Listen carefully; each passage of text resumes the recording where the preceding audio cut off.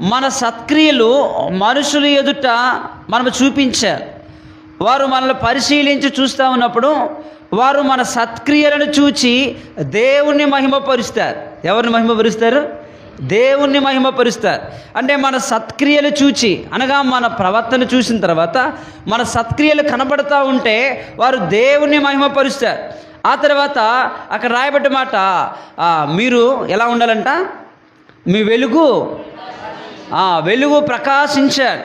ప్రియ సోదర సోదరి, ఇక్కడ రాయబడ్డ మాట ఏమిటంటే, యేసు క్రీస్తు వారిని ఎరిగిన తర్వాత, యేసు క్రీస్తు వారిని నమ్ముకున్న తర్వాత, మనము దేవుని బిడ్డలమైన తర్వాత అన్యజనుల మధ్య జాగ్రత్త కలిగి ఉండాలి. ఏమండి, టీవీ చూస్తారా అంటే మేము కూడా చూస్తాం. కొత్త సినిమా వచ్చింది కదా అన్నాం అనుకో, ఏమండి అక్కడే అంతే, ఇంకా మన పరిస్థితి అంతా కనబడింది. ఏమిటంటే పొరపాటున వాళ్ళు పాట పాడుతామనుకో, ఆ పాటలో నువ్వు కూడా జత కలిపావనుకో, ఏమంటారు తెలుసా? అరే నువ్వు ప్రార్థనకి వెళ్తున్నావు, నువ్వు చర్చికి వెళ్తున్నావు, అదేంట్రా ఈ పాట ఎలా తెలుసు, ఇది ఎలా తెలుసు, ఈ పాట నాతో పాటు కలిసి పాడుతూ ఉన్నావు అంటే, ఏం లేదురా మొన్న యూట్యూబ్లో చూసా అంటే అక్కడే మనం దొరికిపోతూ ఉన్నాం. అంటే సత్క్రియలు కనిపించలేదనుకోండి, మనకి సాక్ష్యము కనబడదు.